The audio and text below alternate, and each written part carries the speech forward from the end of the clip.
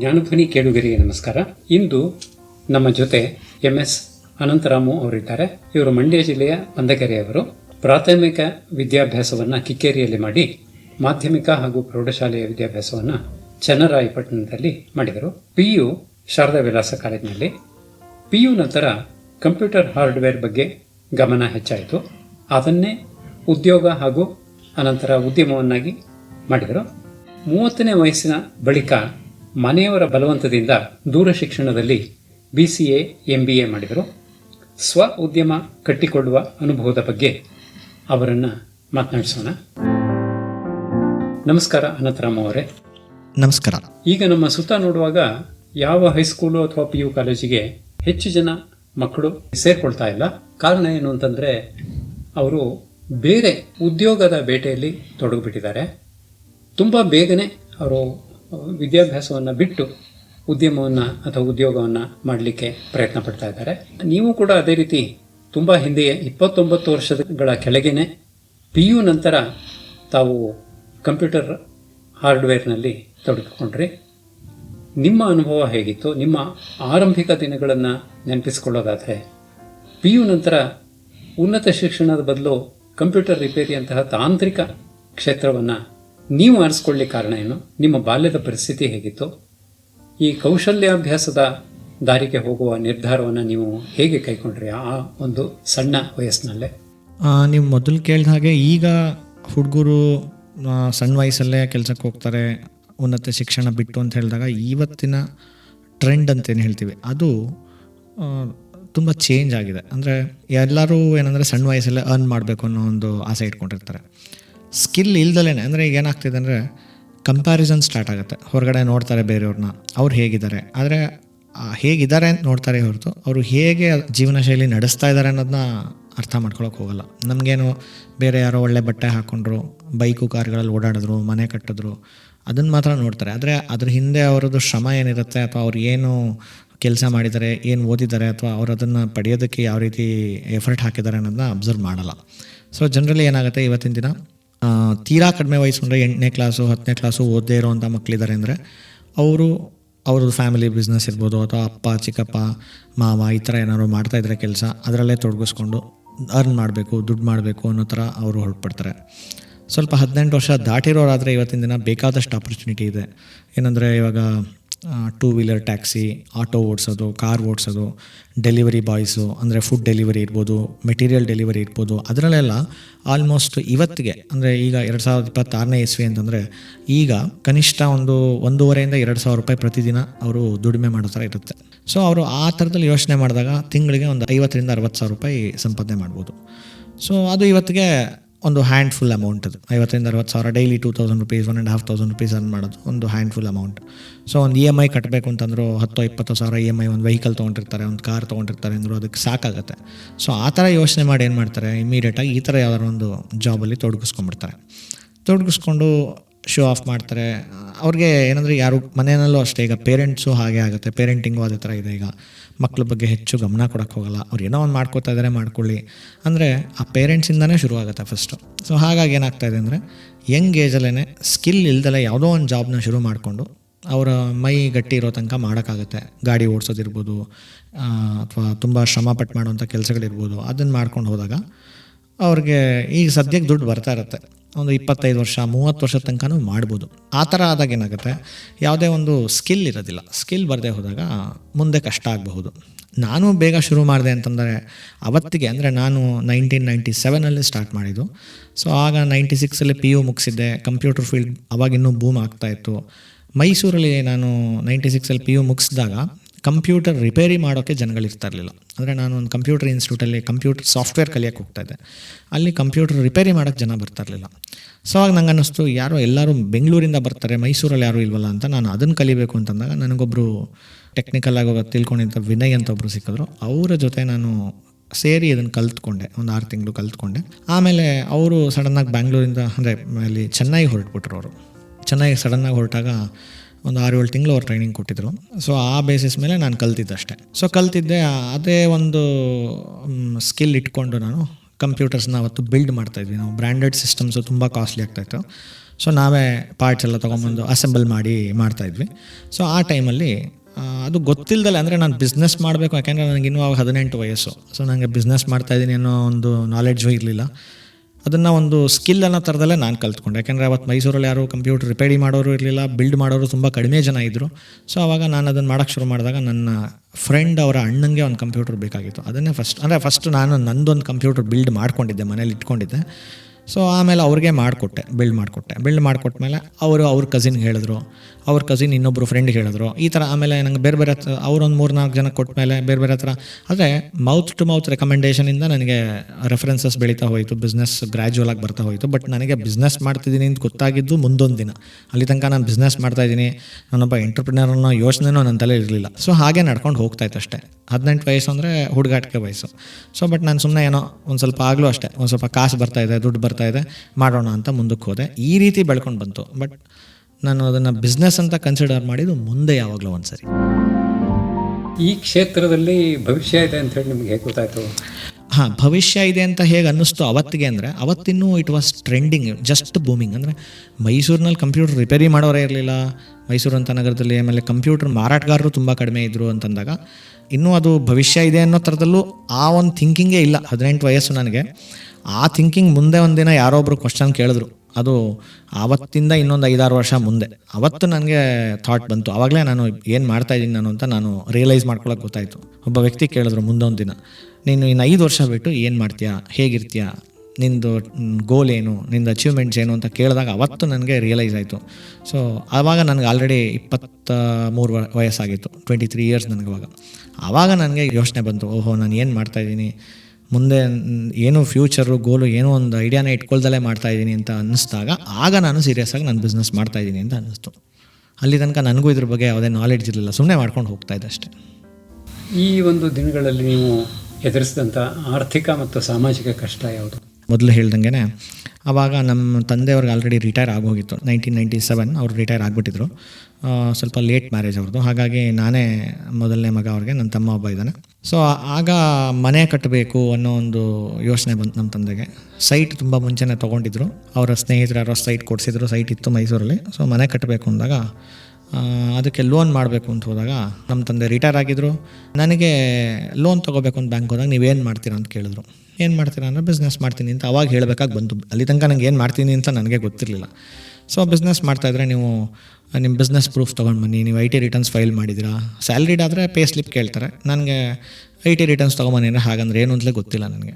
So ಆವಾಗ ನಾನು ಒಬ್ಬರು ಆಡಿಟರ್ನ ಕೇಳಿ ಬೇರೆಯವ್ರನ್ನೆಲ್ಲ ಕೇಳಿ ವಿಚಾರ ಮಾಡಿದಾಗ ಅವಾಗ ಅವ್ರು ಹೇಳಿದ್ರು, ನೀವು ಬಿಸ್ನೆಸ್ ಮಾಡ್ತಾ ಇರೋದಕ್ಕೆ ನಿಮ್ಮ ಬಿಸ್ನೆಸ್ ಪ್ರೂಫ್ ಇರಬೇಕು, ನೀವು ನಿಮ್ಮ ಸಂಸ್ಥೆನ ರಿಜಿಸ್ಟರ್ ಮಾಡಿರಬೇಕು, ಆಮೇಲೆ ನೀವು ರಿಟರ್ನ್ಸ್ ಎವ್ರಿ ಇಯರು ನೀವು ಟ್ಯಾಕ್ಸ್ ರಿಟರ್ನ್ಸ್ ಫೈಲ್ ಮಾಡಬೇಕು, ಅವೆಲ್ಲ ಹೇಳಿದಾಗ ಆಗ ನನಗೆ ಸ್ವಲ್ಪ ಸೀರಿಯಸ್ನೆಸ್ ಬಂತು. ಅಲ್ಲಿ ತನಕ ಶುರು ಮಾಡಿದಾಗಿಂದ ಅಂದರೆ 1997 ಫಸ್ಟ್ ಕಂಪ್ಯೂಟರ್ ನಾನು ಬಿಲ್ಡ್ ಮಾಡಿಕೊಂಡೆ, ಸೇಲ್ ಮಾಡಿದೆ ಅನ್ನೋದು ಬಿಟ್ಟರೆ 2003-2004 ತನಕ ನಾನು ಏನು ಮಾಡ್ತಿದ್ದೀನಿ ಅನ್ನೋದು ನನಗೆ ಗೊತ್ತಿರಲಿಲ್ಲ. ಸೊ ಆವಾಗ ನಾನು ಲೋನ್ಗೆಲ್ಲ ಅಪ್ಲೈ ಮಾಡಬೇಕು ಅಂದಾಗ ಲೋನ್ ಆಗಲ್ಲ ಅಂದಾಗ ಹ್ಯಾಂಡ್ ಲೋನ್ಸ್ ಮಾಡಿದ್ವಿ. ಮನೆ ಕಟ್ಟಬೇಕು ಅಂತ ನಮ್ಮ ತಂದೆ ಆಸೆ ಇತ್ತು. ಕೈ ಸಾಲಗಳು ಮಾಡ್ಕೊಂಡ್ವಿ. ಕೈ ಸಾಲಕ್ಕೆ 8%, 10% ಬಡ್ಡಿ ಕಟ್ಟಿದ್ವಿ ಅವಾಗ. ಅದು ತುಂಬಾ ಅಂದರೆ ಅವತ್ತಿಗೆ 1.25 ಲಕ್ಷ ರೂಪಾಯಿ ಸಾಲ ಮಾಡಿದ್ದು ನಾನು. ಅದನ್ನು ಅಂದರೆ 2002-2003 1.25 ಲಕ್ಷ ಸಾಲ ಮಾಡಿದ್ದು 2011 ತನಕ ತೀರಿಸಿದ್ದೀನಿ ನಾನು. ಸೊ ಅಷ್ಟು ಬಡ್ಡಿ ಚಕ್ರ ಬಡ್ಡಿಗಳಾಗಿ ಆವಾಗ ತುಂಬಾ ಹೊಡೆತ ಆಯಿತು. ಸೊ ಆರ್ಥಿಕ ಸ್ಥಿತಿ ಅಂತ ಕೇಳಿದ್ರಲ್ಲ, ಆಗ ತುಂಬಾ ಕಷ್ಟ ಆಯಿತು. ಬಟ್ ಆಮೇಲೆ ನನ್ನ ಬಿಸ್ನೆಸ್ಸಲ್ಲಿ ಬಂದಂಥ ಅಂದರೆ ಕಸ್ಟಮರ್ಸು, ಫ್ರೆಂಡ್ಸು, ಯಾರ್ಯಾರು ನಮಗೆ ಗೈಡ್ ಮಾಡುವಂಥ ಜನಗಳು ಬೇಕಾಷ್ಟು ಜನ ಸಿಗ್ತಾ ಇರ್ತಾರೆ ಲೈಫಲ್ಲಿ, ಎಲ್ರಿಗೂ ಸಿಗ್ತಾ ಇರ್ತಾರೆ. ಅದೇ ಥರ ನನಗೂ ಸಿಕ್ಕಿದಾಗ ಕೆಲವ್ರು ಹೇಳೋರು ಹೀಗೆ ಮಾಡ್ಬೇಕು ಹಾಗೆ ಮಾಡಬೇಕೆಲ್ಲ ಹೇಳಿದಾಗ ಆವಾಗ ನಮಗೆ ಇದ್ರ ಬಗ್ಗೆ ಒಂದು ನಾಲೆಡ್ಜ್ ತೊಗೊಂಡು ನಾನು ಮುಂದುವರ್ಕೊಂಡು ನನ್ನ ಒಂದು ಆರ್ಥಿಕ ಸ್ಥಿತಿನ ಸರಿ ಮಾಡಿಕೊಂಡೆ. ಇಲ್ಲಿ ಸಾಮಾನ್ಯವಾಗಿ SLC PUC ಎಲ್ಲ ಮಾಡ್ತಾ ಇರುವಂಥ ಮಕ್ಕಳು ಬರೀ ಒಬ್ಬರ ಜೊತೆಲಿ ಒಬ್ಬರು ಅಂಕ ಗಳಿಕೆಯ ಸ್ಪರ್ಧೆಯಲ್ಲಿ ತೊಡಗ್ತಾರೆ. ಆದರೆ ನೀವು ಅವ್ರಿಗೇನಂಥ ಜೀವನದ ಬಗ್ಗೆ ಅಷ್ಟು ಸೀರಿಯಸ್ನೆಸ್ ಏನಿರಲ್ಲ. ನೀವು ಆವತ್ತೇ ಒಂದು ಈ ಸ್ಕಿಲ್ ಕಲಿಯೋದಕ್ಕೆ ಹೆಚ್ಚು ಒತ್ತು ನೀಡಿದ್ರಿ. ಈ ಕೌಶಲ್ಯಾಧಾರಿತ ಶಿಕ್ಷಣದ ಪ್ರಾಮುಖ್ಯತೆ ಏನು? ಓಕೆ, ಇದು ನೀವು ಈ ಕ್ವಶನ್ ಕೇಳಿ ತುಂಬ ಒಳ್ಳೆಯದಾಯ್ತು. ಯಾಕೆಂತಂದರೆ ನಾನು ನಮ್ಮ ಫ್ಯಾಮಿಲಿನಲ್ಲಿ ನೋಡ್ತಾ ಇದ್ದೆ. ನಮ್ಮದು ಬಿಸ್ನೆಸ್ ಬ್ಯಾಕ್ಗ್ರೌಂಡ್ ಇರೋ ಫ್ಯಾಮಿಲಿ ಅಲ್ವೇ ಅಲ್ಲ. ಪ್ರತಿಯೊಬ್ಬರು ಅಕಾಡೆಮಿಕ್ಸ್ ಅಂದರೆ ಚೆನ್ನಾಗಿ ಓದು, ಒಳ್ಳೆ ಮಾರ್ಕ್ಸ್ ತಗೋ, ಒಳ್ಳೆ ಕೆಲಸ ಹೋಗು, ಇದೇ go to school, get good marks, get a good job, ಇದೇ ಒಂದು ಮೆಂಟಾಲಿಟಿನಲ್ಲಿ ಎಲ್ಲ ಬೆಳೀತಾಯಿದ್ರು. ಸುತ್ತಮುತ್ತ ನೋಡಿದಾಗ ನಾನು ನೋಡ್ತಾ ಇದ್ದಿದ್ದು ಏನು ಅಂತಂದರೆ, ಚೆನ್ನಾಗಿ ಓದ್ಬೋದು, ಒಳ್ಳೆ ಮಾರ್ಕ್ಸು ತೊಗೋಬೋದು, ಇರ್ಬೋದು ಫೈನ್, ಒಳ್ಳೆ ಜಾಬ್ಗೆ ಹೋಗಬೇಕು. ನಮ್ಮ ತಂದೆನೂ ಜಾಬಲ್ಲಿದ್ದರು. ಎಲ್ಲರೂ ಸುಮಾರು ಜನ ನೋಡ್ತಾ ಇದ್ದೆ. ಆದರೆ ಅವ್ರದ್ದು ಒಳ್ಳೆ ಲೈಫ್ ಸ್ಟೈಲ್ ಇರಲಿಲ್ಲ, ಟೈಮ್ ಫ್ರೀಡಮ್ ಇರಲಿಲ್ಲ, ಫ್ಯಾಮಿಲಿಗೆ ಕೊಡೋಕ್ಕೂ ಟೈಮ್ ಇಲ್ಲ. ಬರೀ ಬೆಳಗ್ಗೆ 8-8:30 ಹೊರಡು, ಸಾಯಂಕಾಲ 6-6:30 ಬಾ ಅಷ್ಟೇ. ಆಮೇಲೆ ನಮ್ಮನ್ನು ನೋಡು, ಹೋಮ್ವರ್ಕ್ ಮಾಡಿಸು, ಮತ್ತು ಮಲ್ಕೋ, ಮತ್ತು ಬೆಳಗ್ಗೆ ಇದೇ ರೊಟೀನಲ್ಲಿ ಇರ್ತಾಯಿದ್ರು. ಆದರೆ ಬಿಸ್ನೆಸ್ ಮಾಡ್ತಾ ಇರೋರೆಲ್ಲ ಬಿಸ್ನೆಸ್ ಮಾಡ್ತಾರೆ ಫೈನ್, ಬಟ್ ಅವ್ರಿಗೆ ಒಂದು ಟೈಮ್ ಫ್ರೀಡಮ್ ಸಿಗ್ತಾಯಿತ್ತು, ಮತ್ತು ಫೈನಾನ್ಷಿಯಲ್ ಫ್ರೀಡಮ್ ಇರ್ತಾಯಿತ್ತು. ಅವ್ರಿಗೇನು ಬೇಕು ಅದನ್ನು ತೊಗೊಳ್ತಾಯಿದ್ರು. ಇದನ್ನು ನೋಡ್ತಾ ಇದ್ದೆ. ಸೊ ನೋಡಿದಾಗ ನನಗೂ ಅನಿಸೋದು, ಸೊ ನಾನು ಜಾಬ್ಗೆ ಹೋಗೋದು ಮೋಸ್ಟ್ ಪ್ರಾಬಬಲಿ ಡೌಟು. ಇದು ನನಗೆ ಹೊರಗಡೆ ಪ್ರಪಂಚ ಮತ್ತು ನಮ್ಮ ಫ್ಯಾಮಿಲಿ ಒಳಗಡೆ ನೋಡಿ ನಾನು ತಿಳ್ಕೊಂಡಂಥ ಸತ್ಯ ಅಷ್ಟೇ. ಅಂದರೆ ಇದು ನನಗೆ ಗೋಚರ ಆಯ್ತು ಅವಾಗಷ್ಟೇ. ಆದರೆ ಅದು ತುಂಬ ಒಂಥರ ಸ್ಟ್ರೈಕ್ ಆಯಿತು ನನಗೆ. ಅದೇ ಟಾರ್ಗೆಟ್ ಇಟ್ಕೊಂಡಿದ್ದೆ ಅಂತಲೂ ಅಲ್ಲ. ಏನಂತಂದರೆ ಒಂದು ಗೊತ್ತಿತ್ತು, ನನಗೆ ಟೈಮ್ ಫ್ರೀಡಮ್ ಬೇಕು, ಫೈನಾನ್ಷಿಯಲ್ ಫ್ರೀಡಮ್ ಅಂದರೆ ದುಡ್ಡು ಮಾಡೋದು ಅಂತಲ್ಲ, ನನಗೆ ಎಷ್ಟು ಬೇಕೋ ಅಷ್ಟು ಮಾಡ್ಕೊಂಡು ಮಿಕ್ಕಿದ ಟೈಮ್ನ ನನ್ನ ಸ್ವಂತಕ್ಕೆ ನಾನು ಬಳಸ್ಕೊಳಕ್ಕೆ ಸಾಧ್ಯ ಆಗಬೇಕು ಅನ್ನೋದು ಒಂದು ನನ್ನ ತಲೆಯಲ್ಲಿತ್ತು. ಅದು ಜಾಬಲ್ಲಿ ಸಾಧ್ಯ ಇಲ್ಲ ಅನ್ನೋದು ಮಾತ್ರ ಕಂಡುಹಿಡ್ಕೊಂಡಿದ್ದೆ. ಹಾಗಾಗಿ ನಾನು ಜಾಬ್ಗೆ ಹೋಗೋದು ಬೇಡ, ಏನಾದ್ರು ಒಂದು ಬೇರೆ ಕೆಲಸ ಮಾಡ್ಕೊಂಡಿರಬೇಕು ಅನ್ನೋದು ಗೊತ್ತಿದ್ದರಿಂದ, ಇದು ನನಗೆ ಕಂಪ್ಯೂಟರ್ ಫೀಲ್ಡ್ ಇಷ್ಟ ಇರೋದ್ರಿಂದ ನಾನು ಈ ಫೀಲ್ಡಿಗೆ ತೊಗೊಂಡೆ, ಆರಿಸ್ಕೊಂಡೆ. ಆವಾಗ ಈ ಆರಂಭದಲ್ಲಿ ಈ ವೃತ್ತಿಯನ್ನು ಕಲಿತು ಸ್ವಂತ ಉದ್ಯಮ ಸ್ಥಾಪಿಸಿದರೆ, ಈ ಆರಂಭದಲ್ಲಿ ನೀವು ಎದುರಿಸಿದಂಥ ಸವಾಲುಗಳು ಯಾವುದು? ನಿಮ್ಮ ಬದುಕಿನಲ್ಲಿ ತಿರುವು ತಂದಂಥ ಒಂದು ಘಟನೆ ಅಥವಾ ವ್ಯಕ್ತಿ ಯಾರು? ಆರಂಭದಲ್ಲಿ ಸವಾಲು ಏನು ಎದುರಿಸ್ತೆ ಅಂತಂದರೆ, ಅದೇ ಈಗ ಎಲ್ಲಿ ಆರಂಭ ಅಂತ ತೊಗೋಬೇಕು ಅಂದರೆ ಒಂದು ಕ್ವಶನ್ ಬರುತ್ತೆ. ಇವಾಗ ನಾನು 1997 ಸ್ಟಾರ್ಟ್ ಮಾಡಿದೆ ಅಂತ ಹೇಳ್ಕೊಬೋದು, ಬಟ್ ಅದು ಆರಂಭ ಅಂತ ಗೊತ್ತಾಗಿದ್ದಂಗೆ ಒಂದು 5 ವರ್ಷ ಆದಮೇಲೆ. ಯಾಕೆಂದರೆ ನಾನು ಮನೆ ಕಟ್ಟಕ್ಕೆ ಲೋನು ಅದು ಎಲ್ಲ ಮಾಡೋಕ್ಕೆ ಹೋದಾಗ ನನ್ನ ಹತ್ರ ಏನೋ ಒಂದು ಬಿಸ್ನೆಸ್ ರಿಜಿಸ್ಟ್ರೇಷನ್ ಆಗಿಲ್ಲ, IT ಫೈಲ್ ಮಾಡಿಲ್ಲ, ಇದೆಲ್ಲ ಗೊತ್ತಾಗಿದ್ದು ನಾನು ಬಿಸ್ನೆಸ್ ಮಾಡ್ತಿದ್ದೀನಿ ಅಂತ ಅಂದ್ಕೊಂಡು ಅದು 5 ವರ್ಷ ಹಿಂದೆ ಮಾಡಿದ್ದೆ. ಆದರೆ ಗೊತ್ತಾಗಿದ್ದು 2003ರಲ್ಲಿ. ಆದರೆ ಆವಾಗ ನನಗೆ ಚಾಲೆಂಜಸ್ ಏನು ಅಂತಂದರೆ, ಫೈನಾನ್ಷಿಯಲ್ ಸಪೋರ್ಟ್ ಇಲ್ಲ. ಯಾಕೆಂದರೆ ನಮ್ಮ ಫಾದರ್ ಆಲ್ರೆಡಿ ರಿಟೈರ್ಡು. ಬಿಸ್ನೆಸ್ನ ಎಕ್ಸ್ಪ್ಯಾಂಡ್ ಮಾಡಬೇಕು ಅನ್ನೋ ಒಂದು ಯೋಚನೆ ಬಂತು ಅಂದರೆ ಲೋನ್ ತೊಗೋಬೇಕು. ಆಲ್ರೆಡಿ ಮನೆಗೆ ತುಂಬ ಲೋನ್ ಮಾಡಿ ಬಡ್ಡಿಲಿ ಸಿಗಾಕೊಂಡಿದ್ವಿ. ಸೊ ಫೈನಾನ್ಷಿಯಲ್ ಸಪೋರ್ಟ್ ಇರಲಿಲ್ಲ. ಯಾಕೆಂದರೆ ನಮ್ಮ ಫಾದರ್ಗೆ ಬಂದಿದ್ದು ರಿಟೈರ್ಮೆಂಟ್ ದುಡ್ಡೆಲ್ಲ ಮನೆಗೆ ಖರ್ಚು ಮಾಡೋಗಿತ್ತು. ನಮಗೇನು ಬೇರೆ ಬ್ಯಾಕಪ್ಪೇ ಇಲ್ಲ, ಝೀರೋ ಬ್ಯಾಕಪ್, ಫೈನಾನ್ಷಿಯಲ್ ಬ್ಯಾಕಪ್ ಇಲ್ಲ. ಅದು ನನಗೆ ತುಂಬ ಚಾಲೆಂಜ್ ಆಯಿತು. ಸೊ ಬಿಸ್ನೆಸ್ ಲೋನ್ ಅಂತ ತೊಗೋಬೇಕು ಅಂದರೆ ಅವರು ನಿಮ್ಗೇನಾರೋ ಸೆಕ್ಯೂರಿಟಿ ಕೊಡಿ ಅಂತೆಲ್ಲ ಕೇಳಿದಾಗ ಅದನ್ನು ಕೊಡೋಕ್ಕಾಗ್ತಾಯಿರಲಿಲ್ಲ. ಸೊ ಶ್ಯೂರಿಟಿ ಬೇಕಾಗಿತ್ತು. ಶ್ಯೂರಿಟಿ ಹಾಕೋಕ್ಕೆ ಯಾರೂ ಬರ್ತಾ ಇರಲಿಲ್ಲ ಮುಂದೆ. It is difficult to say, but ನಮ್ಮ ಫ್ಯಾಮಿಲಿನಲ್ಲೇ ನಮ್ಮ ಚಿಕ್ಕಪ್ಪಂದರು, ಬೇರೆಯವರು ರಿಲೇಟಿವ್ಸ್ ಎಲ್ಲ ಬ್ಯಾಂಕಲ್ಲಿ ಮ್ಯಾನೇಜರ್ಗಳಾಗಿದ್ದರೂ ಸಹ they are hesitant to give support or security for me. ಯಾಕೆಂತಂದ್ರೆ ನಾಳೆ ನಾನು ಕಟ್ಟದೆ ಹೋದರೆ ಅವ್ರಿಗೆ ಕುತ್ತಿಗೆಗೆ ಬರುತ್ತೆ ಅನ್ನೋ ಯೋಚನೆಯಲ್ಲಿ ಅವರು ಯಾರೂ ಮುಂದೆ ಬರ್ತಾ ಇರಲಿಲ್ಲ. ನನಗೆ ಯಾರೂ ಸಪೋರ್ಟ್ ಮಾಡಲಿಲ್ಲ, ಅದನ್ನು ಮಾತ್ರ ಫ್ರಾಂಕಾಗಿ ಹೇಳ್ಬೋದು. ಅಂದರೆ ಸಪೋರ್ಟ್ ಮಾಡಿಲ್ಲ ಅಂದರೆ I am not blaming, but ಅವರವರ ಈಗ ನಾನೇ ಆದರೂ ಒಬ್ಬರಿಗೆ ಫೈನಾನ್ಷಿಯಲ್ ಶ್ಯೂರಿಟಿ ಅಥವಾ ಸೆಕ್ಯೂರಿಟಿ ಕೊಡಬೇಕು ಅಂದರೆ ಯೋಚನೆ ಮಾಡ್ತೀವಿ. ಸೊ ಇನ್ನು ಹುಡುಗ ಅವನು ಏನು ಮಾಡ್ತಾನೋ, ನಾಳೆ ದುಡ್ಡು ಹೇಗೆ ಮಿಸ್ಮ್ಯಾನೇಜ್ಮೆಂಟ್ ಆಗಿಬಿಡುತ್ತೆ, ಮಾಡಿ ನಾವು ಕಟ್ಟಬೇಕಾಗಿ ಬಂದರೆ ಅನ್ನೋ ಭಯದಲ್ಲಿ ಯಾರೂ ನನಗೆ ಸಪೋರ್ಟ್ ಮಾಡಿರಲಿಲ್ಲ. ಅದು that was a big challenge for me. So ಆವಾಗ ನನಗೆ ಈ ಥರ ಫ್ರೆಂಡ್ಸು, ನನ್ನ ಬಿಸ್ನೆಸ್ನಲ್ಲಿ ಪರಿಚಯ ಆದಂಥ ಕೆಲವು ವ್ಯಕ್ತಿಗಳು ಅವರು ಗೈಡ್ ಮಾಡ್ತಾ ಬಂದರು.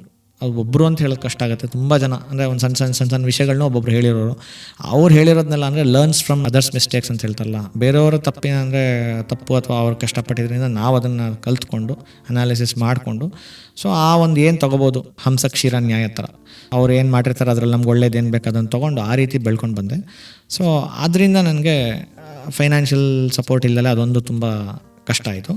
2003ರಲ್ಲಿ ಒಬ್ಬರು ಪ್ರಶಾಂತ್ ಅಂತ ಒಬ್ಬರು ವ್ಯಕ್ತಿ, ಪರ್ಸ್ನಾಲಿಟಿ ಡೆವಲಪ್ಮೆಂಟ್ ಟ್ರೈನರ್, ಹೀಗೆ ಅವ್ರನ್ನ ಎಲ್ಲೋ ಒಂದು ಕಡೆ ಭೇಟಿ ಮಾಡಬೇಕಾದ ಪ್ರಸಂಗ ಬಂತು. ಮಾತಾಡ್ತಿದ್ದಾಗ ಕೇಳಿದ್ರು, ಏನೋ ಒಂದು ಡಿಸ್ಕಷನಲ್ಲಿ ಅವ್ರನ್ನ ಭೇಟಿ ಮಾಡಿದ್ದೆ. ಆವಾಗ ಒಂದು ಕ್ವಶನ್ ಕೇಳಿದ್ರು, ಓಕೆ ನೀವು ಈಗ ಇನ್ನು 5 ವರ್ಷ ಬಿಟ್ಟು, ಆವಾಗಲೇ ನಾನು ಹೇಳಿದ್ದೆ ಈ ಮಾತನ್ನ, ಇನ್ನು 5 ವರ್ಷ ಬಿಟ್ಟು ನೀವು ಎಲ್ಲಿರ್ತೀರಾ, ವಾಟ್ ಈಸ್ ಯುವರ್ ಗೋಲ್, ನೀವೇನು ಮಾಡಬೇಕು ಅಂತಿದ್ದೀರಾ ಅಂತಂದಾಗ, ಅವತ್ತು ನನಗೆ ಲಿಟ್ರಲಿ ಅವ್ರು ಆ ಕ್ವಶನ್ ಕೇಳಿದಾಗ ನನಗೆ ಭಯ ಆಯಿತು. ಯಾಕೆಂತಂದರೆ ನಾನು ಯಾವತ್ತೂ ಆ ನಿಟ್ಟಿನಲ್ಲಿ ಯೋಚನೆ ಮಾಡಿಲ್ಲ. ಇವತ್ತು ನಾನು ಬಿಸ್ನೆಸ್ ಸ್ಟಾರ್ಟ್ ಮಾಡಿ 28 ವರ್ಷ 29 ವರ್ಷ ಆಗಿರಬಹುದು, ಬಟ್ ಅವತ್ತಿನೂ ನಾನು ಯಂಗ್ ಏಜು, ನನಗೆ ಆ ಥರ ಒಂದು ಕ್ವಶನ್ನ ಯಾರೂ ಕೇಳಿರಲಿಲ್ಲ. ಸೊ ಗೋಲ್ ಅಂದ್ರೇನು, ಟಾರ್ಗೆಟ್ ಅಂದ್ರೇನು, ಪ್ಲ್ಯಾನಿಂಗ್ ಅಂದ್ರೇನು, ಅಚೀವ್ಮೆಂಟ್ ಅಂದ್ರೇನು ಅನ್ನೋದು ನನ್ನ ತಲೆಯಲ್ಲಿ ಇರಲೇ ಇಲ್ಲ ಅವಾಗ. ಸೊ ಅವತ್ತಿಗೆ ನನಗೆ ಮೇ ಬಿ ಅರೌಂಡ್ 23 ಇಯರ್ಸ್ ಆಗಿರ್ಬೋದು ಅವಾಗ. ನಂಗೆ ಒಂದು 22-23 ವರ್ಷ ವಯಸ್ಸು. ಆ ಕ್ವಶನ್ ಅವ್ರು ಕೇಳಿದಾಗ ನಂಗೆ ಅನ್ನಿಸ್ತು, ಓಹೋ ಇದೆಲ್ಲ ನಮ್ಗೆ ಹೊಸ ವಿಚಾರಗಳು, ಇದ್ರ ಬಗ್ಗೆ ಎಲ್ಲ ನಾವು ಯೋಚನೆ ಮಾಡಿಲ್ಲ ಅಂತ. ಆ ಒಂದು ಕ್ವಶನ್ನು ನನಗೆ ನನ್ನ ಲೈಫಲ್ಲಿ ಟರ್ನಿಂಗ್ ಪಾಯಿಂಟ್ ಅಂತ ಹೇಳ್ಬೋದು. ಅಂದರೆ ಇದನ್ನು ನಾನು ಬಿಸ್ನೆಸ್ ಅಂತ ಕನ್ಸಿಡರ್ ಮಾಡಿ, ನಾನು ಏನು ಕೆಲಸ ಮಾಡ್ತಾಯಿದ್ದೀನಿ ವೃತ್ತಿ, ಸೊ ನಾನು ಸುಮ್ಮನೆ ವೃತ್ತಿ ಅಲ್ಲ ಇದು, it's a business, I have to take it very seriously ಅನ್ನೋದು, ಅದು that was my turning point. ಸಾಮಾನ್ಯವಾಗಿ ಎಲ್ಲರೂ ಡಿಗ್ರಿ ಮಾಡದೆ ಹೋದರೆ ಜೀವನದಲ್ಲಿ ಮುಂದೆ ಬರಲಿಕ್ಕಾಗಲ್ಲ ಅನ್ನೋ ಒಂದು ನಂಬಿಕೆ ಇರುತ್ತೆ. ಸಮಾಜದಲ್ಲಿ ಎಲ್ಲರೂ ಹಾಗೆ ಯೋಚನೆ ಮಾಡ್ತಾರೆ. ಆದರೆ ನೀವು ಕೌಶಲ್ಯದ ಮೂಲಕ ಯಶಸ್ವಿ ಜೀವನ. ಈ ರೀತಿ ಕೌಶಲ್ಯವನ್ನು ಕಲಿಯೋದು ಮತ್ತು ಪದವಿ ಪಡೆಯೋದು ಇವೆರಡರ ನಡುವಿನ ವ್ಯತ್ಯಾಸ ಏನು ಕರೆಕ್ಟ್. ನೀವು ಹೇಳಿದ ಈ ಕ್ವಶನ್ ತುಂಬಾ ಇಂಪಾರ್ಟೆಂಟ್ ಆಗುತ್ತೆ. ಇದು ಯಾವತ್ತಿಗೂ ಇಂಪಾರ್ಟೆಂಟ್ ಆಗುತ್ತೆ. ಯಾಕೆಂತಂದರೆ ನಮ್ಮ ಮನೆಯಲ್ಲಿ ನಾನು ಹೇಳ್ದಂಗೆ ನಮ್ಮ ತಂದೆ ಲೆಕ್ಚರರ್ ಆಗಿದ್ದರು. ನನ್ನ ತಮ್ಮ ಇಷ್ಟೊತ್ತು ನಾನು 22-23 ವಯಸ್ಸು ಬರೋಷ್ಟೊತ್ತಿಗೆ ಅವನು ಡಿಗ್ರಿ ಮಾಡಬೇಕು ಅಂತ ಅವನು ಓಡಾಡ್ತಾ ಇದ್ದ. ಸೊ ಅಂದರೆ ಅವನು ಆಲ್ರೆಡಿ ಯುವರಾಜಾಸಲ್ಲಿ ಡಿಗ್ರಿಗೆ ಜಾಯ್ನ್ ಆಗಿತ್ತು. ಸೊ ಅವ್ನು BSc, he is A professor. BSc next MSc ಮಾಡಿ PhD ಮಾಡಿ ಈಸ್ ಎ ಪ್ರೊಫೆಸರ್. ಆಮೇಲೆ ನನಗೆ ಮದುವೆ ಆದ ಕಾಲಕ್ಕೂ ನನ್ನ ಹೆಂಡತಿ ಮಾಸ್ಟರ್ ಡಿಗ್ರಿ MCom, ನಮ್ಮ ತಂದೆ MA BEd, ನಮ್ಮ ತಾಯಿ ಆ ಕಾಲದಲ್ಲಿ ಇಂಟರ್ಮೀಡಿಯೇಟು. ಸೊ ಎಲ್ಲರಿಗೂ ಅವರವರ ಏಜಿಗೆ ತಕ್ಕಂಗೆ ಸಮಕಾಲೀನತೆಗೆ ತಕ್ಕಂಗೆ ಅವರವರು they got there graduation, master graduation ಎಲ್ಲ ಆಗೋಗಿತ್ತು. ಇನ್ಫ್ಯಾಕ್ಟ್ ನನ್ನ ತಮ್ಮನ ಮದುವೆ ಆಗಿ ಅವಳು ನನ್ನ ನಾದಿನೂ ಸಹ she is also MA BEd ಅವಳು. ಸೊ ಈ ಥರ ಎಲ್ಲರೂ ಮಾಸ್ಟರ್ ಡಿಗ್ರಿ ಹೋಲ್ಡರ್ಸ್ ನಮ್ಮ ಮನೆಯಲ್ಲಿ. ಆದರೆ ನಾನು PU ಮಾತ್ರ ಮುಗಿಸಿದ್ದೆ ಫಸ್ಟು, ಡಿಗ್ರಿ ಮಾಡಿಲ್ಲ ಅನ್ನೋದು ನಮ್ಮಲ್ಲಿ ಎಲ್ಲರೂ ಕ್ವಶನ್ ಮಾಡ್ತಾಯಿದ್ರು. ಆದರೆ ನೀವು ಫಸ್ಟ್ ಇನ್ನೊಂದು ಕ್ವಶನ್ ಕೇಳ್ತೀನಿ, ಡಿಗ್ರಿ ಬೇಕೇ ಬೇಕಾ ಅಥವಾ ಬೇಡವಾ ಸ್ಕಿಲ್ಗೆ ಅಂತಂದಾಗ, ಡಿಗ್ರಿ ಅನ್ನೋದು it is just a kind of boost or a support, mental support ಇದ್ದಂಗೆ. ನಾನು ಗ್ರ್ಯಾಜುಯೇಷನ್ ಆಗಿದೆ, ನಾನು ನನ್ನ ಅಕಾಡೆಮಿಕ್ಸಲ್ಲಿ ಒಂದು ಹಂತ ತಲುಪಿದ್ದೀನಿ ಅನ್ನೋದನ್ನು ಅದು ಮಾರಲ್ ಸಪೋರ್ಟ್ ಇರುತ್ತೆ ಡಿಗ್ರಿ ಅನ್ನೋದು. ಕೆಲವು ಸರಿ ನಂಗೆ ಅನ್ಸೋದು, ಯಾಕೆಂದರೆ ಕೆಲವರು ತುಂಬ ಜನ ನನ್ನ ಫ್ರೆಂಡ್ಸ್ ಎಲ್ಲ BE ಮಾಡಿದ್ದಾರೆ, ಡಾಕ್ಟರ್ಸ್ ಇದ್ದಾರೆ, ಲಾಯರ್ಸ್ ಇದ್ದಾರೆ. ಇದೆಲ್ಲ ಇದ್ದಾಗ ಅವರೆಲ್ಲ ಗ್ರ್ಯಾಜುಯೇಷನ್ ಆಗಿರುತ್ತೆ. ನಾನು ಗ್ರ್ಯಾಜುಯೇಷನ್ ಮಾಡಿರಲಿಲ್ಲ ಇನಿಷಿಯಲಿ. ಸೊ ಆವಾಗ ನನಗೆ ಒಂದೊಂದು ಸರಿ ಅನ್ಸೋದು, ಅಯ್ಯೋ ಅವರೆಲ್ಲ ಗ್ರ್ಯಾಜುಯೇಟ್ಸು, ನಾನು ಗ್ರ್ಯಾಜುಯೇಟ್ ಅಲ್ಲ ಅಂತ. ಬಟ್ ಆ ಒಂದು ಇನ್ಫೀರಿಯಾರಿಟಿ ತುಂಬ ಕಾಡಿಲ್ಲದರೂ ಒಂದು 10% ಅಷ್ಟು ನನಗೆ ಕಾಡಿತ್ತು ಕೆಲವು ಸರಿ. ಆದರೆ ನಾನು ಅದನ್ನು ಯಾವ ಥರ ಪಾಸಿಟಿವಾಗಿ ಕನ್ವರ್ಟ್ ಮಾಡ್ಕೊಂಡೆ ಅಂದರೆ, ಅವರೆಲ್ಲ ಗ್ರ್ಯಾಜುಯೇಷನ್ನು ಮಾಸ್ಟರ್ ಗ್ರ್ಯಾಜುಯೇಷನ್ ಓದೋ ಟೈಮಲ್ಲಿ ನಾನು ಆಲ್ರೆಡಿ ನನ್ನ ಬಿಸ್ನೆಸ್ದು ಒಂದು ಫಂಡಮೆಂಟಲ್ಸ್ ಹಾಕ್ಕೊಂಡಾಗೋಗಿತ್ತು. ಅವ್ರು 5 ವರ್ಷ, ಯಾಕೆಂದರೆ PU ಆಗಿ 3 ವರ್ಷ, ಗ್ರ್ಯಾಜುಯೇಷನ್ 2 ವರ್ಷ, ಮಾಸ್ಟರ್ ಗ್ರ್ಯಾಜುಯೇಷನ್ ಅಥವಾ BE 4 ವರ್ಷ ಮಾಡಿರ್ತಾರೆ, ಅಥವಾ MBBS ಒಂದು 5-6 ವರ್ಷ ಎಫರ್ಟ್ ಹಾಕಿರ್ತಾರೆ. ಸೊ ಅಷ್ಟರೊಳಗಡೆ ನಾನು ಆಲ್ರೆಡಿ ನನ್ನ ಬಿಸ್ನೆಸ್ದು ಒಂದು ಗೇಮ್ ಅಂದರೆ ಬೇಸ್ನ ಗೊತ್ತಿಲ್ಲದಲೇ ಹಾಕ್ಕೊಂಡ್ಬಿಟ್ಟಿದ್ದೆ. ಸೊ ಹಾಗಾಗಿ ನನ್ನ ಲೈಫಲ್ಲಿ ಅದು ವರ್ಕೌಟ್ ಆಗಿದೆ. ಬಟ್ ಅದನ್ನು ಈಗ ನನ್ನ ಮಾತುಗಳನ್ನ ಕೇಳಿ ಬೇರೆ ಯಾರು ನಾಳೆ ಇನ್ಸ್ಪೈರ್ ಆಗಿ ಮಾಡ್ತಾರೆ ಅಂದರೆ ದಟ್ ಇಸ್ ಗುಡ್. ಬಟ್ ಇವತ್ತಿಗೆ ಏನಾಗುತ್ತೆ ಅಂತಂದರೆ, ಎಲ್ಲಿ ಚಾಲೆಂಜ್ ಬರುತ್ತೆ ಅಂದರೆ, ನಾನು ಡಿಗ್ರಿ ಮಾಡಿಲ್ಲ ಅನ್ನೋದು, ಅವರ ಫ್ಯಾಮಿಲಿ ಲೈಫ್ ಸ್ಟಾರ್ಟ್ ಮಾಡಬೇಕು ಅಂದಾಗ, ಮದುವೆ ಆಗಬೇಕು ಅಂದಾಗ, ಒಂದು ಹುಡುಗಿನ ಭೇಟಿ ಮಾಡಿದಾಗ, ಅಥವಾ ಹುಡುಗಿ ತಂದೆ ಆ ಹುಡುಗನ ಭೇಟಿ ಮಾಡಬೇಕು ಅಂದರೆ, ಅಥವಾ ಹುಡುಗಿ ಆಗಿದ್ದ ಪಕ್ಷದಲ್ಲಿ ಹುಡುಗ ಯೋಚನೆ ಮಾಡ್ತಾನೆ ಇವತ್ತು ಏನು ಓದಿದಾಳು ಹುಡುಗಿ ಅನ್ನೋದು. ಸೊ ಇದೆಲ್ಲ ಬರುತ್ತೆ. ಆವಾಗ ಆ ಫ್ಯಾಮಿಲಿ ಸ್ಟಾರ್ಟ್ ಮಾಡಬೇಕು ಅನ್ನುವಾಗ ಡಿಗ್ರಿ ಆಗಿಲ್ಲ ಅನ್ನೋದು ಕ್ವಶನ್ ಮಾರ್ಕ್ ಬರ್ಬೋದು ಕೆಲವರಿಗೆ. ಬಟ್ ಎಲ್ರಿಗೂ ಇದು ಅಪ್ಲೈ ಆಗುತ್ತೆ ಅಂತಲೂ ಹೇಳೋಕ್ಕಾಗಲ್ಲ, ಜನರಲೈಸ್ ಮಾಡೋಕ್ಕಾಗಲ್ಲ. ಬಟ್ ನನ್ನ ಲೈಫಲ್ಲಿ ಏನಾಯಿತು ಅಂದರೆ, ನಾನು ಮದುವೆ ಆಗೋ ಟೈಮಲ್ಲಿ ನನ್ನ ಮಾವನವ್ರು ಆಗಿದ್ದವರು, ಅಂದರೆ ಅವ್ರು ಇವಾಗಿಲ್ಲ, ಬಟ್ ನನಗೆ ಹೆಣ್ಣು ಕೊಡಬೇಕು ಅಂದಾಗ ನಮ್ಮ ಮಾವನವರು ಒಂದೇ ಕ್ವಶನ್ ಕೇಳಿದ್ದು, ನೀವೇನು ಮಾಡ್ತಿದ್ದೀರಾ? ನಂದು ಬಿಸ್ನೆಸ್ ಅಂತಂದೆ. ಬಿಸ್ನೆಸ್ ಅಂದಾಗ ಅವ್ರೇನೋ ಎಕ್ಸ್ಟ್ರಾ ನೀವೇನು ಓದಿದ್ದೀರಾ ಅಂತ ಕ್ವಶನ್ನೇ ಕೇಳಿಲ್ಲ. ನನಗೆ ತುಂಬ ಕಾಡುತ್ತೆ ಆಶ್ಚರ್ಯ, ಯಾಕೆಂದರೆ ಅವ್ರನ್ನ ಕೇಳೋಣ ಅಂದರೆ ಅವ್ರು ಇವತ್ತು ಇಲ್ಲ, ಅವ್ರು ಹೋಗಿ ಆಲ್ರೆಡಿ 12 ವರ್ಷ ಆಗಿದೆ. ಆದರೆ ಅದು ತುಂಬ ಅನ್ನಿಸ್ತು ಅವ್ರನ್ನ ಕೇಳಬೇಕು ಅಂತ. But unfortunately he is no more. ಹಾಗಾಗಿ ನಾನು ಅವ್ರನ್ನ ಕೇಳೋಕ್ಕೂ ಆಗಲಿಲ್ಲ. ಅವರು ತುಂಬ ಈಸಿಯಾಗಿ ಒಪ್ಕೊಂಡ್ಬಿಟ್ರು. It is a very big surprise for me. ಅವ್ರು ಏನೂ ಕೇಳ್ದಲ್ಲ, ಈ ಬಿಸ್ನೆಸ್ ಮಾಡ್ತಿದ್ದೀನಿ ಅಂದ ತಕ್ಷಣ ನೀವು ಏನು ಮಾಡ್ತಿದ್ದೀರಾ ಅಂದರು ಅಷ್ಟೇ, ಏನು ಓದಿದ್ದೀರಾ ಅಂತ ಕೇಳಲಿಲ್ಲ ಅವರು. ಬಿಸ್ನೆಸ್ ಅಂದ ತಕ್ಷಣ ಏನು ಬಿಸ್ನೆಸ್ಸು ಆ ಕಡೆ ಗಮನ ಹೋಯ್ತೆ ಹೊರತು ನಾನು ಏನು ಓದಿದ್ದೀನಿ ಅದ್ರ ಬಗ್ಗೆ ಅವ್ರು ಜಾಸ್ತಿ ಅವರು ತಲೆ ಕೆಡಿಸ್ಕೊಳ್ಳಿಲ್ಲ. ಈ ಒಂದು he was A assistant executive engineer in KPTCL major works. So ಈಗ ನಮ್ಮ ಜೋಗಿಂದ ಸದರ್ನ್ ಕರ್ನಾಟಕಗೆ ಏನೇನು ಮೇಜರ್ ಲೈನ್ಸ್ ಎಲ್ಲ ಬಂದಿದೆ ಅದನ್ನೆಲ್ಲ ಇಂಪ್ಲಿಮೆಂಟ್ ಮಾಡಿದವರೇ ಅವರು, HP ನಂಜುಂಡಯ್ಯ ಅಂತ ಅವರು. ಸೊ ಹಾಗಾಗಿ ಅವ್ರು ಅಂಥ ವ್ಯಕ್ತಿನೇ ನನಗೇನು ತಲೆ ಕೆಡಿಸ್ಕೊಳ್ಳಿಲ್ಲ ಇದ್ರ ಬಗ್ಗೆ. ಬಿಸ್ನೆಸ್ ಅಂದ ತಕ್ಷಣ ಸುಮ್ಮನೆ ಆಗ್ಬಿಟ್ಟು. ಸೊ ಹಾಗಾಗಿ ಎಲ್ಲರ ಲೈಫಲ್ಲೂ ಇದೇ ಥರ ಆಗುತ್ತೆ ಅಂತ ಹೇಳೋಕ್ಕಾಗಲ್ಲ. ಬಟ್ ಇದು ಒಂದು ಚಾಲೆಂಜ್ ಬರ್ಬೋದು. ಗ್ರ್ಯಾಜುಯೇಷನ್ ಮಾಡೋದ್ರಿಂದ, ಅಥವಾ ಎನಿ ಗ್ರ್ಯಾಜುಯೇಷನ್ ಅಥವಾ ಇಂಜಿನಿಯರಿಂಗ್ ಅಥವಾ ಡಿಪ್ಲೊಮಾ ಮಾಡೋದ್ರಿಂದ ನಮಗೆ ಕೆಲವು ಸರಿ ಟೆಕ್ನಿಕಲ್ ಅಡ್ವಾಂಟೇಜಸ್ ಇರುತ್ತೆ. ಟೆಕ್ನಿಕಲ್ ಆಗಿ ತೊಗೊಂಡ್ರೆ, ಅಥವಾ BA ಮಾಡ್ಬೋದು, MCom ಮಾಡ್ಬೋದು, BCom ಮಾಡ್ಬೋದು, ಇವುಗಳು ಇರುತ್ತೆ. ಸೊ ಅದರಿಂದ ಕೆಲವು ನಾಲೆಡ್ಜ್ ಪಡ್ಕೊಂಡು ಹೋಗೋದು ಒಳ್ಳೆಯದಾಗಿರುತ್ತೆ. ಅದಿಲ್ದಲೇ ಹೋಗ್ತೀವಿ ಅಂದಾಗ ಕೆಲವು ಸರಿ ಸ್ವಲ್ಪ ಚಾಲೆಂಜಸ್ ಇರುತ್ತೆ. ಅವೆರಡರ ನಡುವಿನ ವ್ಯತ್ಯಾಸ ಅಂತಂದರೆ, ನಾವು ಫ್ಯಾಮಿಲಿನಲ್ಲೂ ಅದನ್ನು ಫೇಸ್ ಮಾಡ್ತೀವಿ. ನಮ್ಮ ತಾಯಿ ಹೇಳೋರು, ಬೆಳಗ್ಗೆ ಬೈಕ್ ತೊಗೊಂಡು ಹೋಗ್ತಾನೆ, ಊರೆಲ್ಲ ಸುತ್ಕೊಂಡು ರಾತ್ರಿ ಬರ್ತಾನೆ. ಅಂದರೆ ನಮ್ಮ ತಾಯಿಗೂ ಸಹ ನಾನು ಏನು ಮಾಡ್ತಾಯಿದ್ದೀನಿ ಅನ್ನೋ ಒಂದು ಅದ್ರ ಬಗ್ಗೆ ಅರಿವೇ ಇರಲಿಲ್ಲ. ಅವ್ರು ಎಲ್ಲರ ಹತ್ರ ಹೇಳ್ತಾಯಿದ್ರು, ಮನೆ ಬಿಟ್ಟು ಬೀದಿ ಸುತ್ತಾನೆ ಅಂತಲೇ ಹೇಳ್ತಾಯಿದ್ರು. ಸೊ ಇದೇ ಪದನೇ ಬಳಸ್ತಾಯಿದ್ರು ಅವ್ರು. ಯಾರು ಕೇಳಿದ್ರು ನಿನ್ನ ಮಗ ಏನು ಮಾಡ್ತಾನೆ, ಮನೆ ಬಿಟ್ಟು ಬೀದಿ ಸುತ್ತಾನೆ ಅಂತ, ಬೈಕ್ ತೊಗೊಂಡು ಹೋಗ್ತಾನೆ, ರಾತ್ರಿ ಬರ್ತಾನೆ, ಇದೇ ಮಾತು ಹೇಳ್ತಾಯಿದ್ರು ಬಿಟ್ಟರೆ. ಸೊ ಏನಾಗಿತ್ತು ಅಂದರೆ, ಅವ್ರಿಗೆ ನಾನು ಗ್ರ್ಯಾಜುಯೇಷನ್ ಮಾಡಿಲ್ಲ, ಡಿಗ್ರಿ ಮಾಡಿಲ್ಲ ಅನ್ನೋದು ಒಂದು ತಲೆಯಲ್ಲಿ ತುಂಬ ಕೂತ್ಕೊಂಡ್ಬಿಟ್ಟಿತ್ತು. ಸೊ ಇದು ತುಂಬ ಮೇಜರ್ ಡಿಫ್ರೆನ್ಸ್ ಅಂತ ನಂಗೆ ಅನ್ಸುತ್ತೆ. ಅಥವಾ ಎರಡರ ನಡುವಿನ ವ್ಯತ್ಯಾಸನ ಒಂದು ಸಣ್ಣ ಗೆರೆ ಅಷ್ಟೇ. ನಾವು ಅದನ್ನು ಪರ್ಸನಲಾಗಿ ಹೇಗೆ ತೊಗೋತೀವಿ ಅನ್ನೋದು ಮ್ಯಾಟ್ರ್ ಆಗುತ್ತೆ. ವಿದ್ಯಾಭ್ಯಾಸ ಮತ್ತು ಕೌಶಲ್ಯ ಹ್ಮ್. ಇದು ಹೆಚ್ಚಿನ ವ್ಯತ್ಯಾಸ ಇಲ್ಲ. ಕೌಶಲ್ಯ ಹೌದು ವಿದ್ಯಾಭ್ಯಾಸ ಮತ್ತು ಕೌಶಲ್ಯದ ಹೆಚ್ಚಿನ ವ್ಯತ್ಯಾಸ ಇಲ್ಲ ಅಂತ ಇವತ್ತಿಗೆ ನಾನು ಹೇಳ್ಬೋದು. ಯಾಕೆ ಅಂತಂದರೆ ಇವತ್ತು ವಿದ್ಯಾಭ್ಯಾಸ ಅನ್ನೋದು ಹೇಗಾಗೋಗಿದೆ ಅಂದರೆ ಎವ್ರಿಥಿಂಗ್ ಈಸ್ ಆಲ್ಮೋಸ್ಟ್ ಡಿಜಿಟಲ್. ನಮಗೆ ಮೊದಲು ಯಾಕೆ ಇದನ್ನು ಹೇಳ್ತೀನಿ ಅಂದರೆ, ಮೊದಲಿಗೆ ಈಗ ಒಂದು 15-20 ವರ್ಷದ ಮುಂಚೆ ಅಥವಾ 20-25 ವರ್ಷದ ಮುಂಚೆ ವಿದ್ಯಾಭ್ಯಾಸ ಬೇಕಿತ್ತು. ಯಾಕೆಂದರೆ ಅವಾಗ ಒಂದು ಕರಿಕ್ಯುಲಮ್ ಅಂತ ಇರ್ತಿತ್ತು. ಆ ಕರಿಕ್ಯುಲಮ್ನ ತುಂಬ ಚೆನ್ನಾಗಿ ಪ್ಲ್ಯಾನ್ ಮಾಡಿರ್ತಿದ್ರು. ಇವಾಗ ಕರಿಕ್ಯುಲಮ್ ಅನ್ನೋದು ಯಾವ ಥರ ಆಗ್ಬಿಟ್ಟಿದೆ ಅಂದರೆ ಸುಮ್ಮನೆ ಬೇಕಾಬಿಟ್ಟಿನೇ ಆಗಿದೆ. ಸೊ ಆ ಕರಿಕ್ಯುಲಮ್ ಪ್ಲ್ಯಾನ್ ಮಾಡಿದಾಗ ಅದಕ್ಕೆ ತಕ್ಕಂಥ ಟೆಕ್ಸ್ಟ್ ಬುಕ್ಸ್ನ ಪ್ರಿಸ್ಕ್ರೈಬ್ ಮಾಡ್ತಾಯಿದ್ರು. ಇವಾಗ ಆ ಥರದ್ದು ಏನೂ ಇಲ್ಲ. ಇವಾಗ ಒಂದೊಂದು ಕಾಲೇಜಲ್ಲಿ ಎಲ್ಲರೂ ಅಟಾನಮಸ್ ಇರುತ್ತೆ, ಮತ್ತು ಒಂದೊಂದು ಯೂನಿವರ್ಸಿಟಿಯವರು ಒಂದೊಂದು ಥರ ಮಾಡ್ತಾರೆ, ಒಂದೊಂದು ಬೋರ್ಡವ್ರು ಒಂದೊಂದು ಥರ ಮಾಡ್ತಾರೆ. ಸೊ ಇದೆಲ್ಲ ಆಗ್ಬಿಟ್ಟು ಏನಾಗಿದೆ ಅಂದರೆ ಯಾವುದನ್ನು ಓದಬೇಕು ಯಾವುದನ್ನು ಬಿಡಬೇಕು ಅನ್ನೋ ಕನ್ಫ್ಯೂಷನ್ನೇ ಫಸ್ಟ್ ಆಫ್ ಆಲ್ ಜನಕ್ಕೆ ತುಂಬ ಇದೆ. ಈಗ ಒಂದು PU ತಗೊಂಡ್ರೆ ನಾನು CBSE ತೊಗೋಬೇಕಾ, ICSE ತೊಗೋಬೇಕಾ, ಸ್ಟೇಟ್ ತೊಗೋಬೇಕಾ, ಅಲ್ಲೇ 3 ಪ್ರಾಬ್ಲಮ್ ಬಂದ್ಬಿಡುತ್ತೆ. ಅಂದರೆ ಇಟ್ಸ್ ಬಿಕಮ್ ಎ ಚಾಲೆಂಜ್. ನಾನು ಯಾವುದಕ್ಕೆ ಸೇರ್ಕೋಬೇಕು ಅನ್ನೋದು ಕ್ವಶನ್. ಒಂದೊಂದು ಸಿಲೆಬಸ್ ಇರುತ್ತೆ. ಸೊ ಈ ಥರ ಎಲ್ಲ ಇದ್ದಾಗ ವಿದ್ಯಾಭ್ಯಾಸ ಮತ್ತು ಕೌಶಲ್ಯ ಮಧ್ಯೆ ಏನು ವ್ಯತ್ಯಾಸ, ಅದನ್ನು ತೊಗೊಂಡು ತೂಗಿಸೋದು ಅಂದಾಗ ಎಜುಕೇಷನ್ ಹೇಗಿರಬೇಕು ಅಂತಂದರೆ ನಮ್ಮನ್ನು ನಾವು ಇಂಪ್ರೂವ್ ಮಾಡೋ ಕಡೆ ಗಮನ ಕೊಡೋ ಥರ ಇದ್ದರೆ that's A very good thing. ಅದು ಇಲ್ಲ ಅಂತಂದರೆ ಕೌಶಲ್ಯನೇ ಇಂಪಾರ್ಟೆಂಟ್ ಆಗ್ಬಿಡುತ್ತೆ. ಯಾಕೆಂತಂದರೆ ನಾವು ಏನೇ ವಿದ್ಯಾಭ್ಯಾಸ ಪಡ್ಕೊಂಡಿದ್ರು ಕೌಶಲ್ಯ ಇಲ್ಲ ಅಂತಂದರೆ, ಈಗ ಅದನ್ನು ಒಂದು ಎಕ್ಸಾಂಪಲ್ ಕೊಡ್ಬೋದು. ಡಿಪ್ಲೊಮೊ ಅಥವಾ ಇಂಜಿನಿಯರಿಂಗ್ ಮಾಡಿರ್ತಾರೆ, ಅವ್ರಿಗೆ ಪ್ರಾಕ್ಟಿಕಲಿ ಅವ್ರಿಗೆ ಅಂದರೆ ನಾನು ಟೆಕ್ನಿಕಲ್ ಬಗ್ಗೆ ಮಾತಾಡ್ತಾ ಇರೋದ್ರಿಂದ ಅದನ್ನು ಹೇಳ್ತಾ ಇದ್ದೀನಿ. ಬೇರೆ ಫಾರ್ ಎಕ್ಸಾಂಪಲ್ BA ಮಾಡಿರ್ತಾರೆ ಅಥವಾ BCom ಮಾಡಿರ್ತಾರೆ, ಆ ಥರದವ್ರು ಇರ್ತಾರೆ. ಅದನ್ನು ತೊಗೊಳ್ಳೋಣ. BA BComನು ಎಕ್ಸಾಂಪಲ್ ತೊಗೋಬೋದು. ಆರ್ಟ್ಸ್ ಇರ್ಬೋದು, ಕಾಮರ್ಸ್ ಇರ್ಬೋದು, ಅಥವಾ ಸೈನ್ಸೇ ಇರ್ಬೋದು. ಓದ್ಬಿಟ್ಟು ನಾಳೆ ಅದನ್ನು ಅಪ್ಲೈ ಮಾಡೋಕ್ಕಾಗಲಿಲ್ಲ ಅಂದರೆ ಅದು ಯೂಸ್ಲೆಸ್. ಅದು ನಮಗೆ ಫಸ್ಟ್ ಆಫ್ ಆಲ್ ಇದು ಎಲ್ಲಿಂದ ಶುರು ಆಗುತ್ತೆ ಅಂದರೆ, ನಾವು ಹೈಸ್ಕೂಲ್ ಮುಗಿಸಿ PUC ಬರೋ ಟೈಮ್ಗೆ ನಾವು ಪ್ಲ್ಯಾನ್ ಮಾಡ್ಕೊಂಡಿರ್ಬೇಕು. ನನಗೆ ಏನು ಬೇಕು ಅನ್ನೋದನ್ನು ಪ್ಲ್ಯಾನ್ ಮಾಡಿರ್ಬೇಕು. ಆವಾಗ ಅದ್ರ ಕಡೆ ವಿದ್ಯಾಭ್ಯಾಸ ಮಾಡೋದು ತುಂಬ ಒಳ್ಳೆಯದು. ನಮ್ಗೆ ಅದು ಸಪೋರ್ಟ್ ಆಗೇ ಆಗುತ್ತೆ. ಅದು ಮಾಡಲಿಲ್ಲ ಅಂದರೆ ಚಾಲೆಂಜ್ ಬಂದೇ ಬರುತ್ತೆ. ಇದು ಮೇಯ್ನ್ ಥಿಂಗ್. ಮತ್ತು ವಿದ್ಯಾಭ್ಯಾಸ ಕೌಶಲ್ಯದ ಮಧ್ಯೆ ಏನಾದ್ರು ಲೈನ್ ಏನು ಅಂತಂದರೆ, ನಾವು ಇಷ್ಟಪಟ್ಟು ಮಾಡಿರ್ತೀವಲ್ಲ ಆ ಒಂದು ಸಬ್ಜೆಕ್ಟ್ನೇ ತೊಗೊಂಡು ಇಷ್ಟಪಟ್ಟು ಓದೋಕ್ಕಾಗತ್ತೆ ಸಬ್ಜೆಕ್ಟ್ ತೊಗೊಂಡ್ರೇ ನಮಗೆ ಆ ವಿದ್ಯಾಭ್ಯಾಸ ಮಾಡೋದು ಒಳ್ಳೆಯದು. ಇಲ್ಲ ಸುಮ್ಮನೆ ಯಾರ್ದೋ ಬಲವಂತಕ್ಕೆ ಹೋದರೆ ಅದು ವಿದ್ಯಾಭ್ಯಾಸನೂ ಹಾಳು, ಆ ಟೈಮು ವೇಸ್ಟ್ ಆಗಿರುತ್ತೆ. ಆ ಟೈಮಲ್ಲಿ ಬೇರೆ ಏನಾದ್ರು ಪಡ್ಕೊಳ್ಳಬಹುದಾದಂಥ ಸ್ಕಿಲ್ನ ಅದ್ರ ಕಡೆ ಗಮನ ಕೊಡೋಕ್ಕೂ ಟೈಮ್ ವೇಸ್ಟ್ ಆಗಿರುತ್ತೆ. So it has to go hand in hand ಅಷ್ಟೇ. ಅದು ಫಸ್ಟು. ಅಂದರೆ ಯಾರೇ ಒಬ್ಬ ಸ್ಟೂಡೆಂಟ್ ಆಗಿರೋನು ಫಸ್ಟು ಕೌನ್ಸಿಲಿಂಗ್ ಒಳಗಾಗಿ ಅವ್ನು ಏನು ಮಾಡಬೇಕು ಅನ್ನೋದನ್ನ ಪೇರೆಂಟ್ಸ್ ಜೊತೆನೋ ಅಥವಾ ಅವ್ರಿಗೆ ಬೇಕಾಗಿರೋ ಇಷ್ಟವಾಗಿರೋ ವ್ಯಕ್ತಿ ಜೊತೆನೋ ಅಥವಾ ಟೀಚರ್ಸ್ ಜೊತೆನೋ ಡಿಸ್ಕಸ್ ಮಾಡಿ ಹೋಗೋದು ಒಳ್ಳೆಯದು. ಈ ಒಂದು ಉದ್ಯಮ ನಿಮಗೆ ಆರ್ಥಿಕ ಭದ್ರತೆ ಮತ್ತು ಆತ್ಮತೃಪ್ತಿಯನ್ನು ಕೊಟ್ಟಿದೆ. ಸಣ್ಣ ಮಟ್ಟಿನಲ್ಲಿ ಆರಂಭಿಸಿದಂಥ ಕೆಲಸವನ್ನು ಉದ್ಯಮವನ್ನಾಗಿ ಬೆಳೆಸಲಿಕ್ಕೆ ಯಾವ ಗುಣಗಳು ನಿಮಗೆ ಸಹಾಯ ಆಯಿತು? Any business for that matter. ನೀವು ಹೇಳಿದಂಗೆ ಈಗ ಯಾರೇ ಶುರು ಮಾಡಿದ್ರು ಜನರಲಿ ಸಣ್ಣದಾಗಿ ಶುರು ಮಾಡಿರ್ತಾರೆ ಫಸ್ಟು. ಅಂದರೆ ಎಕ್ಸೆಪ್ಟ್ ಆಲ್ರೆಡಿ ಬಿಸ್ನೆಸ್ ಬ್ಯಾಕ್ಗ್ರೌಂಡ್ ಇರೋರು ಬಿಟ್ಟು ಮಿಕ್ಕಿದವರೆಲ್ಲರೂ ಸಣ್ಣದಾಗೆ ಶುರು ಮಾಡೋದು. ಒಂದು ಮನೆಯಲ್ಲಿ ಅಥವಾ ಒಂದು ರೂಮಲ್ಲಿ, ಒಂದು ಗ್ಯಾರೇಜಲ್ಲಿ, ಆ ಥರ. ಇವತ್ತಿನ ದಿನ ಜಸ್ಟ್ ಒಂದು ಮೊಬೈಲ್ ಫೋನ್ ಇಟ್ಕೊಂಡ್ರೆ ಸಾಕು ಒಂದು ಬಿಸ್ನೆಸ್ ಸ್ಟಾರ್ಟ್ ಮಾಡ್ಬೋದು, ಆ ಥರ ಆಗಿದೆ. ಸೊ ಅದೆಲ್ಲ ಸ್ಟಾರ್ಟ್ ಮಾಡೋದಕ್ಕೆ ಓಕೆ. ಅದನ್ನು ದೊಡ್ಡದಾಗಿ ಬೆಳೆಸ್ಕೊಂಡು ಹೋಗಬೇಕು, ನಾವು ಈ ಫೀಲ್ಡಲ್ಲಿ ಸಸ್ಟೈನ್ ಆಗಬೇಕು ಅಂತಂದಾಗ ಫಸ್ಟು ಪರ್ಸಿಸ್ಟೆನ್ಸಿ. ನಾನು ಏನು ಮಾಡಬೇಕು, ಇದೇ ಫೀಲ್ಡಲ್ಲಿ ನಾನು ಮುಂದುವರಿತೀನ ಅನ್ನೋದು ಫಸ್ಟ್. ಮುಂದುವರಿಯೋದೇ ಆದರೆ ನೆಕ್ಸ್ಟು ಕನ್ಸಿಸ್ಟೆನ್ಸಿ. ನಾನು ಇದನ್ನು ಕರೆಕ್ಟಾಗಿ ಮಾಡ್ಕೊಂಡು ಹೋಗ್ತೀನಿ, ಪಂಕ್ಚುವಲಾಗಿ ಮಾಡ್ಕೊಂಡು ಹೋಗ್ತೀನಿ.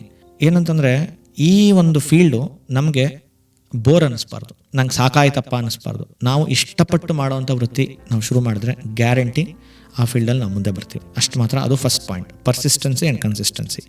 Next you should be truthful.